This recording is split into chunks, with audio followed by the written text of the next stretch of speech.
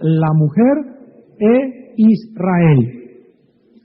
Apareció en el cielo una gran señal, una mujer vestida del sol, con la luna debajo de sus pies, y sobre su cabeza una corona de 12 estrellas.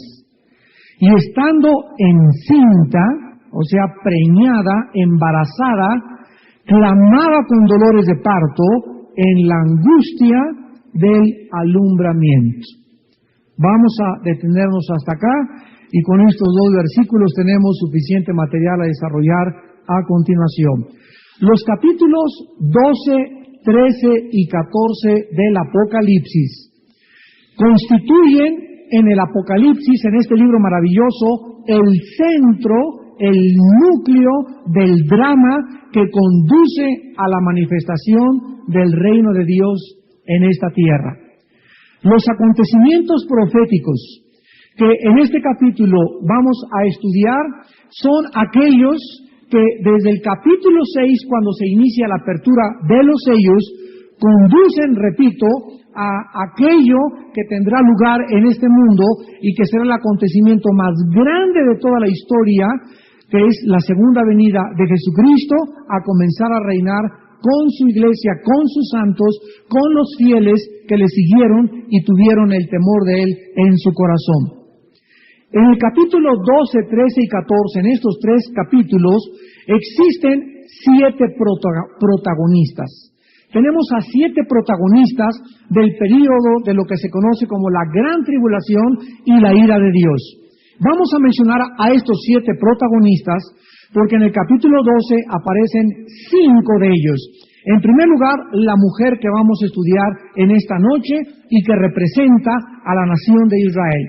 Vamos a demostrar en esta noche, exegéticamente, profética y escatológicamente, que la mujer es Israel. En segundo lugar, el dragón, que significa o representa a Satanás. El tercer protagonista es el hijo varón, que representa al Mesías y que es o proviene de la nación de Israel.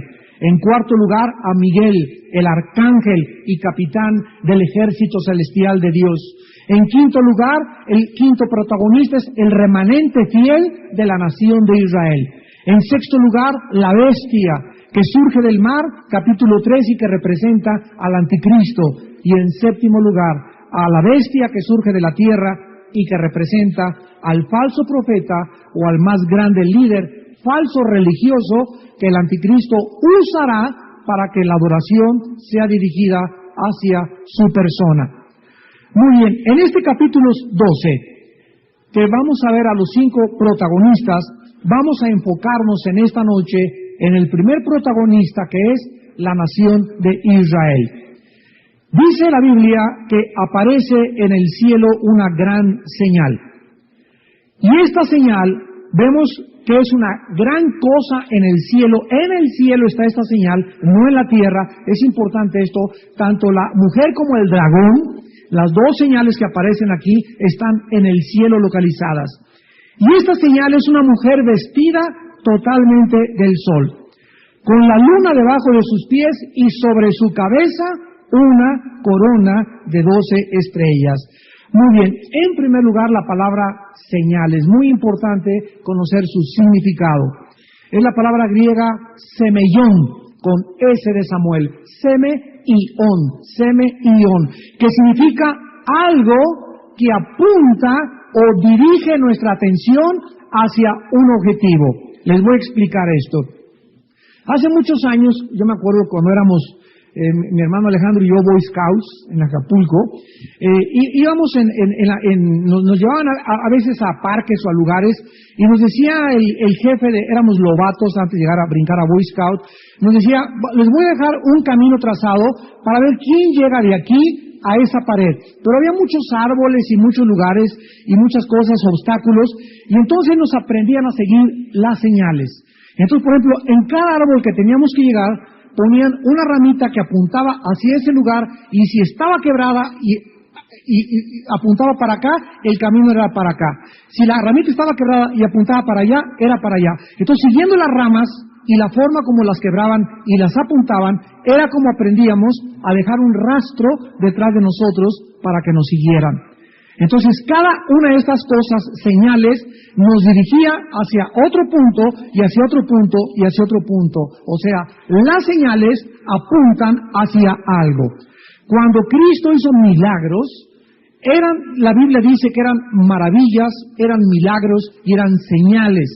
Y estas señales apuntaban hacia que ese hombre que estaba haciendo esos milagros, las profecías del Antiguo Testamento corroboraban o certificaban de que ese hombre era el Mesías. Cuando los apóstoles comenzaron a hacer señales y milagros maravillosos, eran para que apuntaran y la gente viera que esos hombres eran los ungidos de Dios, los apóstoles y aquellos que había Dios capacitado o habilitado con el Espíritu Santo para hacer este tipo de milagros. Muy bien, la Biblia nos enseña que las señales están estrechamente ligadas y relacionadas con la nación de Israel. Vamos a ver en Génesis 17, versículo 11, que cuando Dios le da a Israel, a través de Abraham, el pacto de la circuncisión era una señal. Génesis 17:11, circuncidaréis pues la carne de vuestro prepucio y será por señal del pacto entre mí y nosotros. O sea, los judíos varones tenían que traer una marca distintiva en su cuerpo, en su carne, para que esa marca distintiva fuera ¿qué cosa? Una señal que estaban ellos marcados, señalados como hijos del pacto, como aquellos que pertenecían a Dios.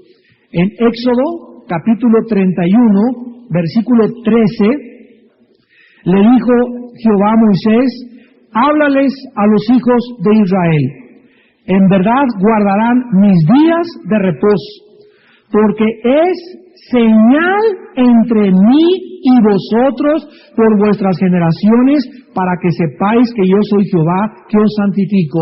El Shabbat, el día de reposo que Dios le dio a la nación de Israel, no nos la dio a la iglesia. El Shabbat fue una señal del pacto entre Dios y su nación Israel. Cuando Cristo vino y la nación a quien Dios le dio ese pacto y esa nación invalidó ese pacto, Dios estableció otro pacto. Y este pacto que Dios establece marca como señal la venida del Espíritu Santo, que es el sello, dice Efesios 1, 13 y 14, es el sello entre nosotros, la marca, pero ya no por fuera. En el Antiguo Testamento eran por afuera las marcas, en el Nuevo Testamento es por dentro, es la marca de que nosotros le pertenecemos a Dios y que somos el pueblo de su pacto.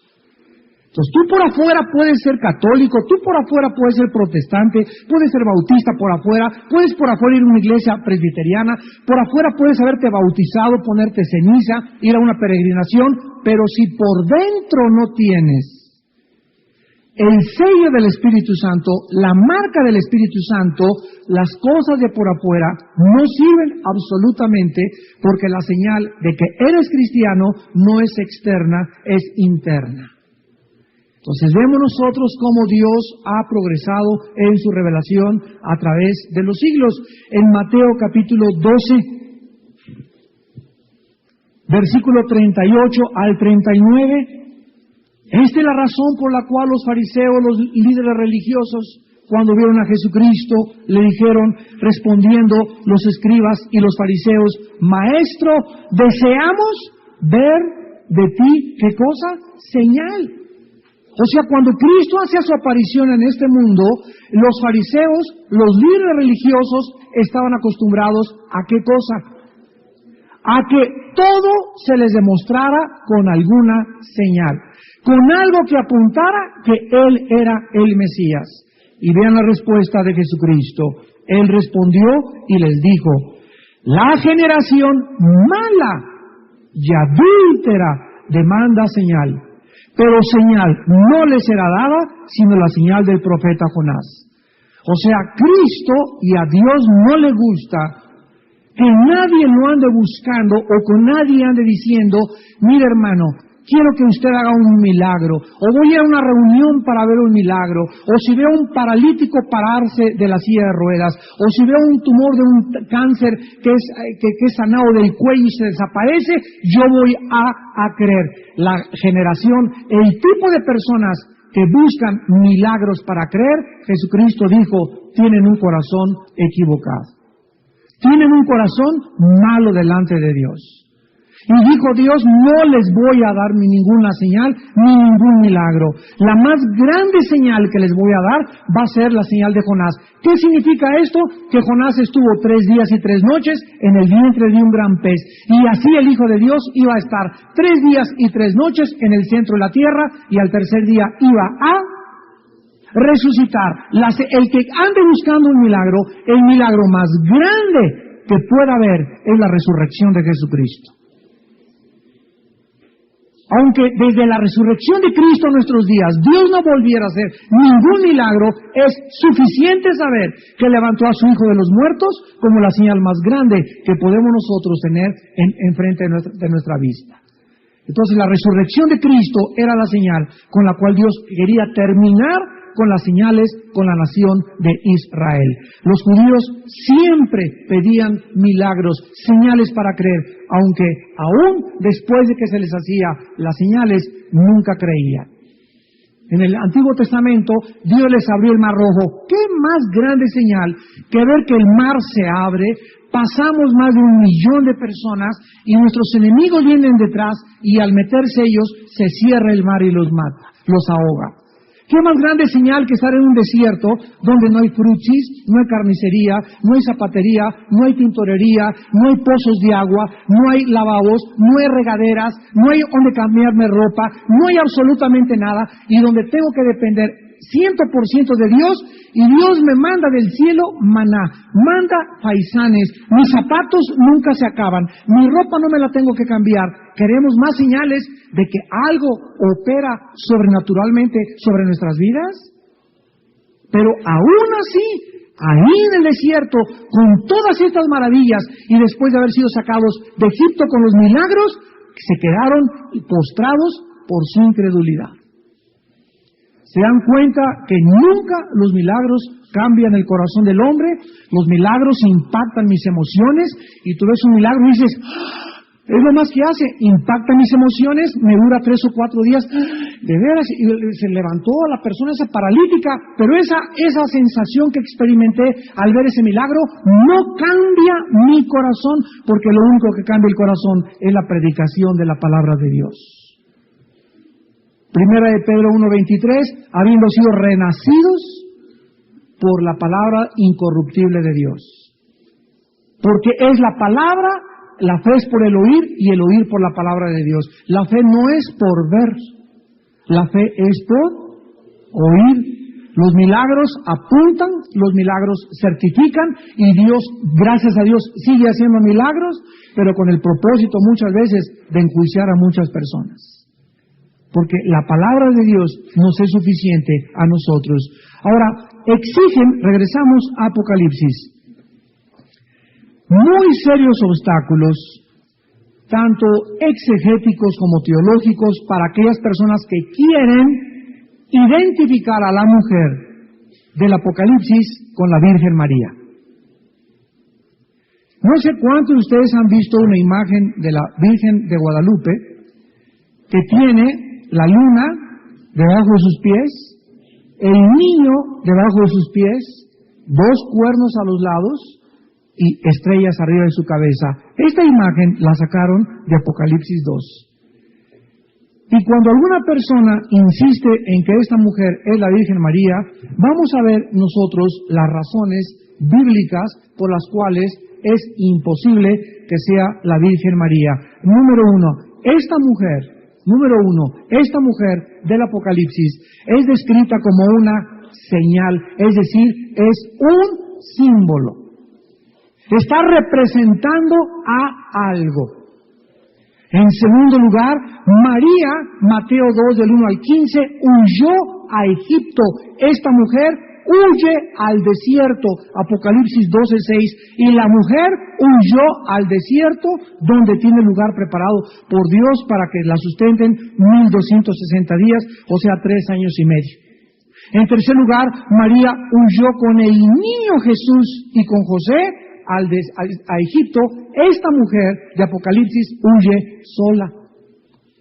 Número 4, María huyó para proteger al niño Jesús, y esta mujer huirá tratando de salvarse ella misma. Apocalipsis 12, versículo 13, y cuando vio el dragón que había sido arrojado a la tierra, persiguió a la mujer que había dado a luz al hijo varón, y se le dieron a la mujer las 2 alas de la gran águila para que volase de delante de la serpiente al desierto, donde es sustentada, otra vez se repite, tiempo y tiempos, y la mujer del tiempo. Número 5, María nunca experimentó una inundación detrás de ella. Satanás tratará de ahogar a esta mujer de Apocalipsis 12:15, y la serpiente arrojó de su boca tras la mujer agua como un río. María nunca, jamás tuvo una amenaza de ninguna inundación. Y aquí Satanás va a tratar de ahogar a este pueblo, ¿verdad? Como lo vamos a ver más adelante, para que fuera arrastrada por el río. Estos factores exegéticos descalifican totalmente a la Virgen María como la mujer de este capítulo. En segundo lugar, hay otras personas que han dicho que esta mujer representa a la iglesia cristiana. Y el problema con esta tesis es que la iglesia cristiana fue inaugurada por Dios en el día de Pentecostés, sobre la base de la muerte y la resurrección de Jesucristo y el derramamiento del Espíritu Santo. En este sentido podría decirse que fue Cristo quien dio luz a la iglesia, no la iglesia dio luz a Cristo. Entonces, esta mujer tampoco puede ser la iglesia cristiana, porque la iglesia cristiana no dio luz a Cristo. Repito, Cristo nos dio luz a nosotros, y no la iglesia, al contrario. Cuando Cristo murió en la cruz del Calvario, salió de su costado agua y sangre. ¿Se acuerdan de dónde sacó Dios a Eva? Del costado de Adán, que es la esposa de Adán. Nosotros nos vamos a convertir en la esposa, ¿verdad?, de Jesucristo, como lo vamos a ver más adelante. Y así como Dios le sacó a Adán de su costado, Dios nos sacó a nosotros, a la iglesia, del agua, de la palabra y de la sangre de la vida de Jesucristo. Ahí nació la iglesia de la muerte de Jesucristo. En tercer lugar, hay muchas personas que también dicen que tampoco es todo el pueblo de Dios, sino que es el pueblo de Dios del Antiguo Testamento y del Nuevo Testamento. Esta teoría enseña que la mujer simboliza al pueblo de Israel y también a la iglesia del Nuevo Testamento. Aunque este punto de vista reconoce por lo menos el papel de la nación de Israel de dar a luz al Mesías al mundo, sin embargo la desventaja de esta posición radica en el hecho de asociar a la comunidad cristiana con la maternidad del Mesías. Imposible que la iglesia, repito, haya dado a luz al Mesías. El Mesías no es producto de la comunidad cristiana, sino al revés. Vamos a ver esta verdad en el libro de Romanos, capítulo 9, versículos del 3 al 5. Dice el apóstol Pablo en Romanos 9, del 3 al 5, porque deseara yo mismo ser anatema, separado de Cristo por amor a mis hermanos, los que son mis parientes según la carne. O sea, está hablando de los judíos étnicamente, que son israelitas, de los cuales son la adopción, la gloria, el pacto, la promulgación de la ley, el culto y las promesas, de quienes son los patriarcas y de los cuales, según la carne, vino Cristo, el cual es Dios, sobre todas las cosas, bendito por los siglos. Amén. Aquí Pablo establece claramente que el Mesías provino de la nación de Israel.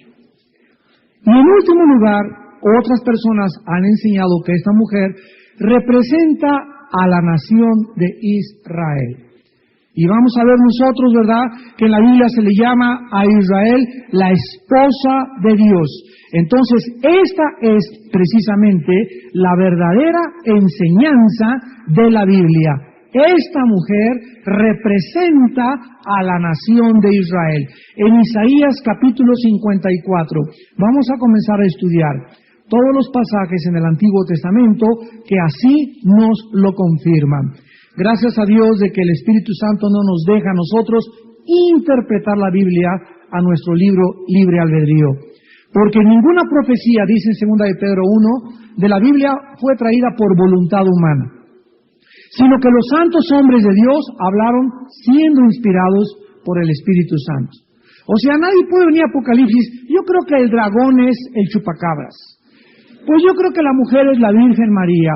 Pues yo creo que los ángeles es esto. Pues yo creo que es aquello. Tuve un sueño que me decía estas cosas. ¿Sabes qué? Ya no cenes pizza.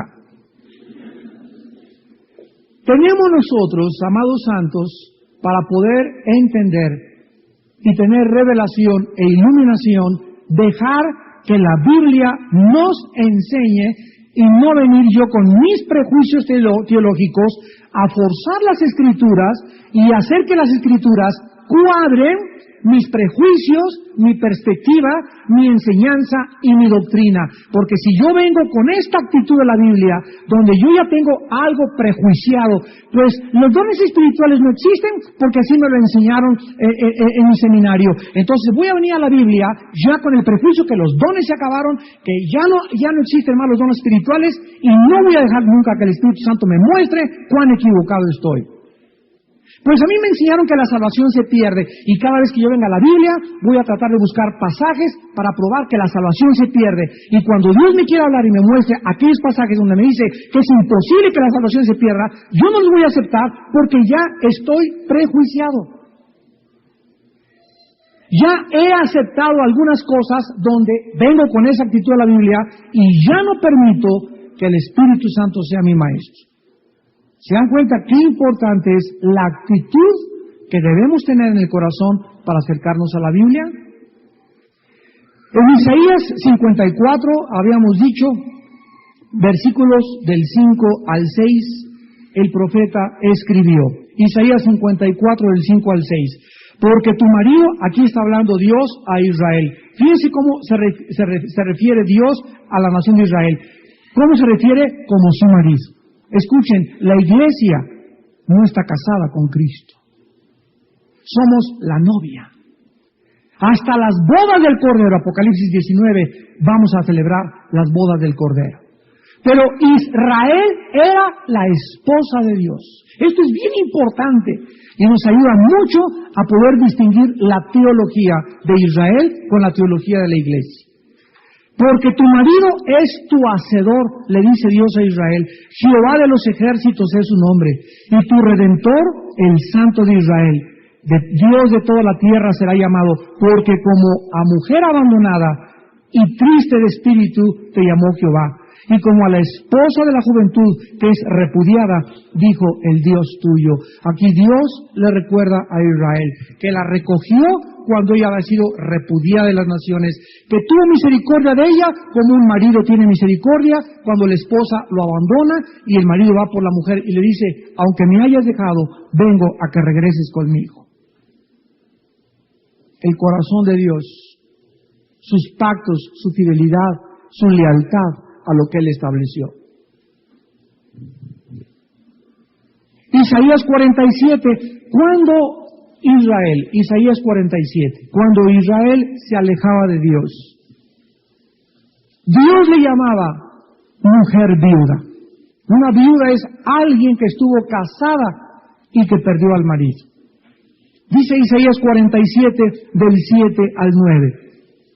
Dijiste, para siempre seré señora, y no has pensado en esto, ni te acordaste de tu postrimería. Oye pues ahora esto, mujer voluptuosa, tú que estás sentada confiadamente, tú que dices en tu corazón, yo soy y fuera de mí no hay más, no quedaré viuda ni conoceré orfandad. Y cuando Israel se iba detrás de otras naciones y detrás de otros dioses, y Israel se sumergía en la idolatría, Dios le llamaba mujer prostituta. Jeremías capítulo 3, después de Isaías sigue Jeremías capítulo 3, del 1 al 3. Dicen, si alguno dejare a su mujer y yéndose esta de él se juntare a otro hombre, ¿volverá a ella más? O sea, Dios está diciendo, si tú sabes que tu esposa se va con otro hombre, ¿cuántos hombres dirían, volveré con ella? Muy pocos realmente. ¿No será tal tierra del todo amancillada? Tú pues has fornicado con muchos amigos, mas vuélvete a mí, dice Jehová. Alza tus ojos a las alturas y ve en qué lugar no te hayas prostituido. Junto a los caminos te sentabas para ellos como árabe en el desierto, y con tus fornicaciones y con tu maldad has contaminado la tierra. Por esta causa las aguas han sido detenidas y faltó la lluvia tardía, y has tenido frente de ramera y no quisiste tener vergüenza. Qué palabras tan directas y tan severas, ¿verdad? Ven ustedes que en el Antiguo Testamento irse tras otros dioses, o cuando Israel hacía pacto con Egipto, o hacía pacto con los asirios, y no confiaba en su Dios, Dios equiparaba. Para Dios era exactamente igual el pacto de Israel con otras naciones, como lo es una mujer que está casada y que se va y se acuesta con otro hombre que no es su esposo. Se le llama fornicación en el Antiguo Testamento espiritual, en el Nuevo Testamento es fornicación física.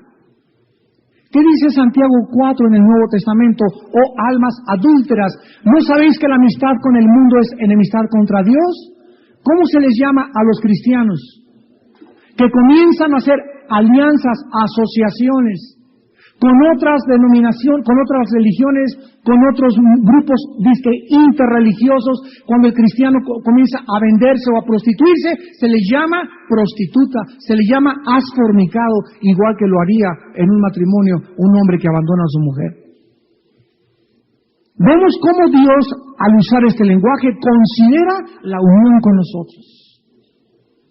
Dice en Santiago 4, ¿o no sabéis que el Espíritu os anhela celosamente?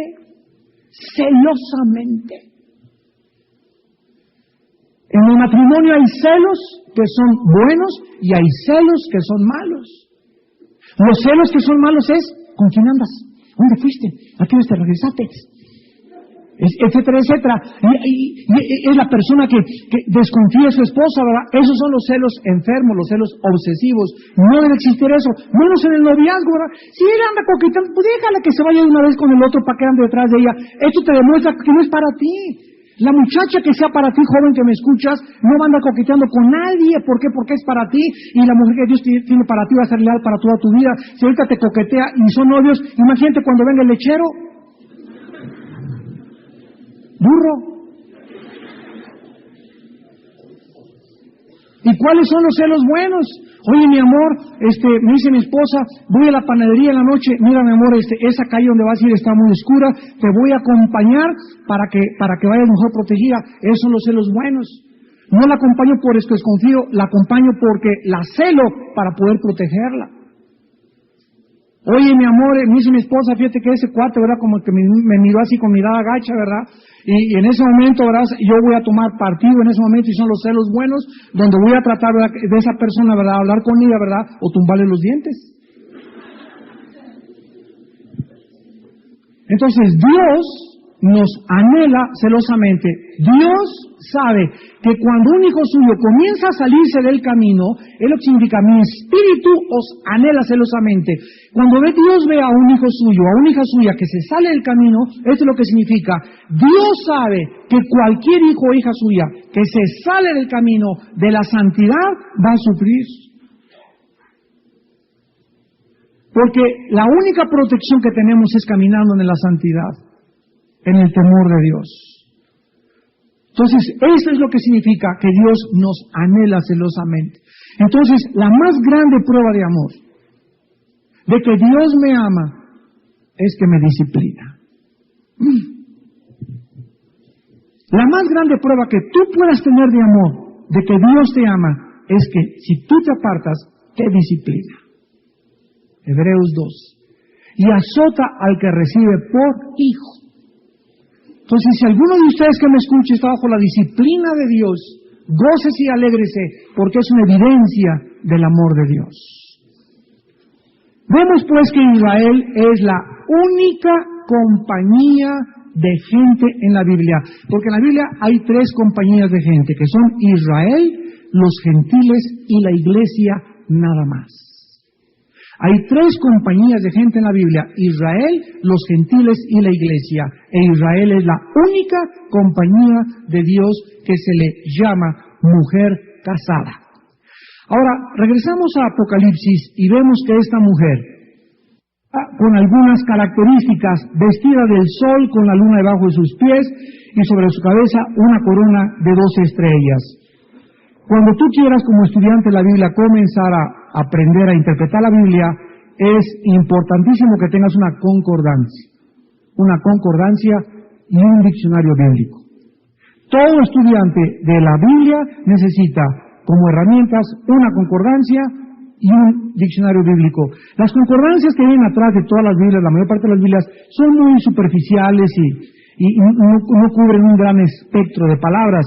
Entonces, cómprate una buena concordancia ahí en la librería cristiana, donde tú quieras, un diccionario bíblico, para que la tengas siempre. Entonces, llegas a la Biblia y estás en la mañana con tu devocional y encuentras la palabra luna, cabeza. Búscate la concordancia y ahí te dice todos los versículos de la Biblia donde aparece luna, donde aparece estrellas, donde aparece sol. Y cuando comienzas a hacer tu estudio, comienzas a unir y a juntar las piezas de tu rompecabezas y te conviertes en un estudiante diligente de las Sagradas Escrituras. Porque la mayor parte de los cristianos vienen y necesito un minuto, compañero. Yo tuve mi devocional 15 minutos, no estudiaron, no escribieron, no tienen anotaciones en su Biblia. Yo no digo a los cristianos, préstame tu Biblia.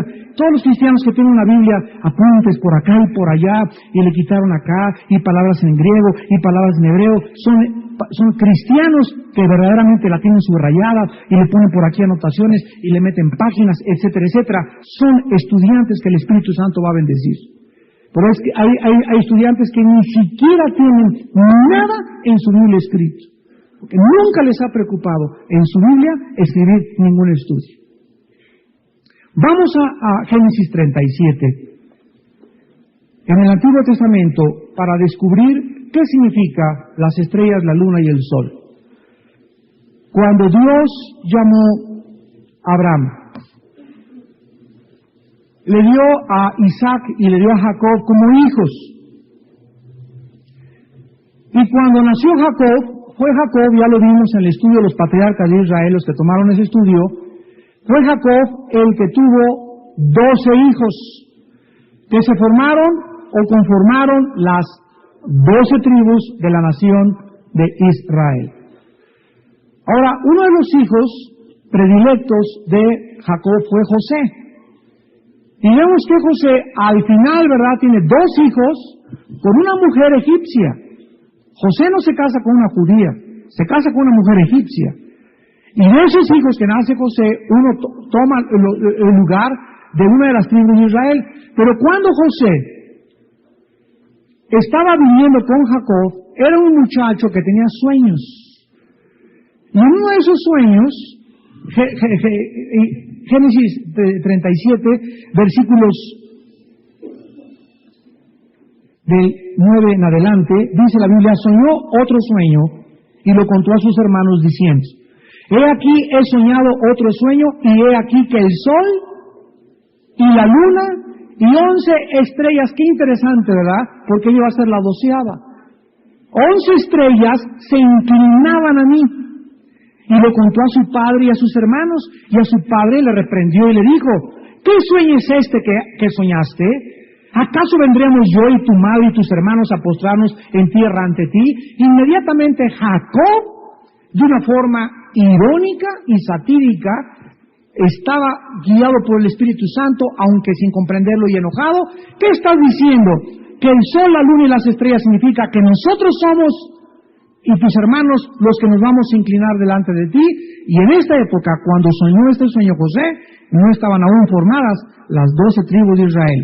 Ahora vayamos a Génesis 50 y veamos cómo se cumplió este sueño cuando los hermanos llegan a postrarse, tal como lo profetizó irónicamente Jacob a su hijo José. Dice Génesis 50, versículo 18, y vinieron también sus hermanos y se postraron delante de él. Y dijeron, henos aquí por siervos tuyos. Vemos pues que estas 12 estrellas representan a las 12 tribus de Israel. Vamos a seguir escudriñando y leyendo la palabra de Dios. Isaías 26. Isaías 26. Versículo 17 al 18. Y vamos a comenzar a ver que en el Antiguo Testamento Israel es la única compañía, repito, de personas que aparece embarazada. Y vamos a ver por qué. Isaías 26, del 17 al 18. Como la mujer encinta cuando se acerca el alumbramiento, gime y da gritos en sus dolores, así hemos sido delante de ti, oh Jehová.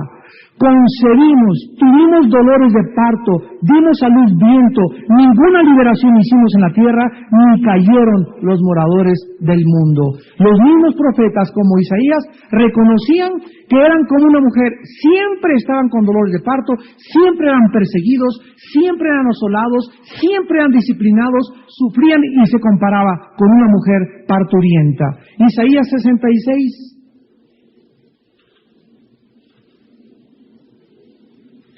Versículo 7.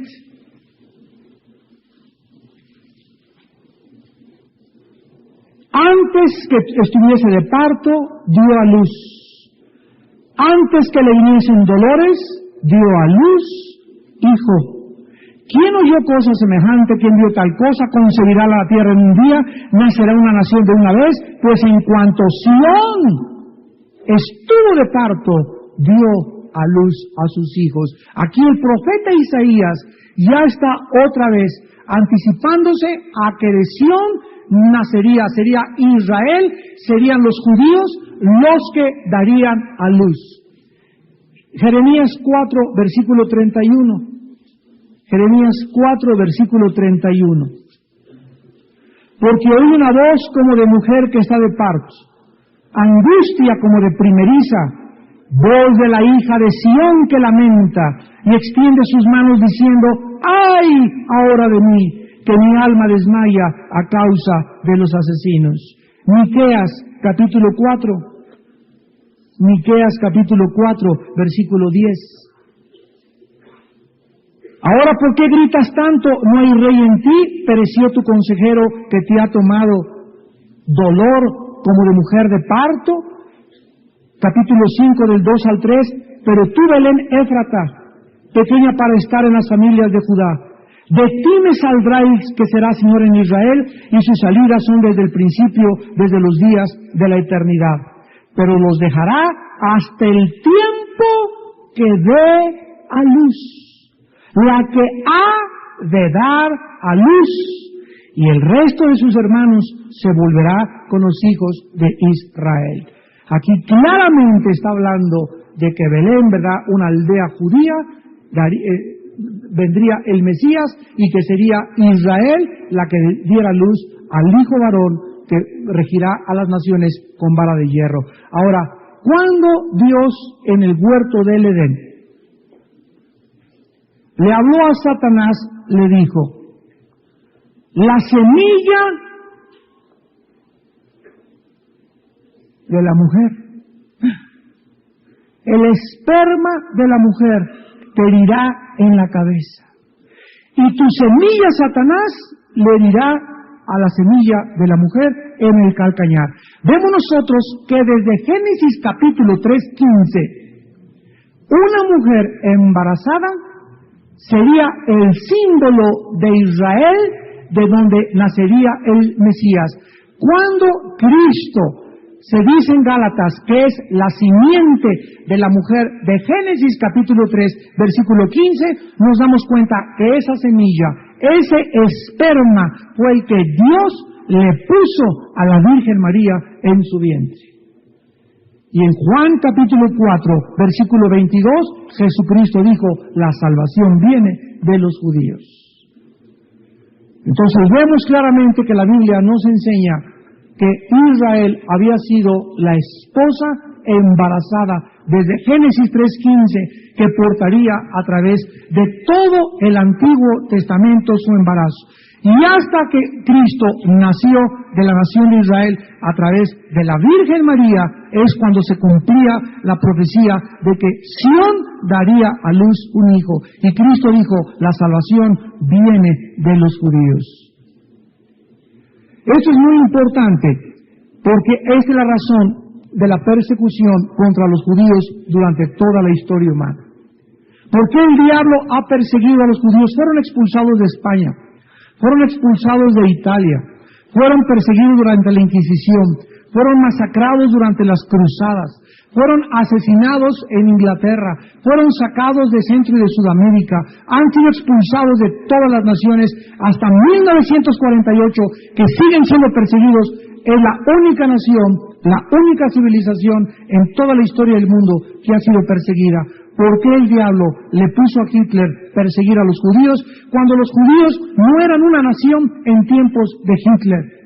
Hitler tenía guerra con José Stalin en Rusia, tenía guerra contra Winston Churchill en Inglaterra, tenía guerra contra el presidente Roosevelt allá en Estados Unidos, no tenía guerra contra los judíos, no había una nación judía en Europa. Y Hitler vuelca todo su odio y su rabia contra un grupo étnico de personas llamados los judíos, y los historiadores y los sociólogos no han podido descifrar de dónde Hitler sacó este odio acérrimo, odio jarocho, se podría decir también en México, en contra de este grupo étnico llamado los judíos. La Biblia nos dice por qué, porque ellos son los que dieron a luz al Mesías.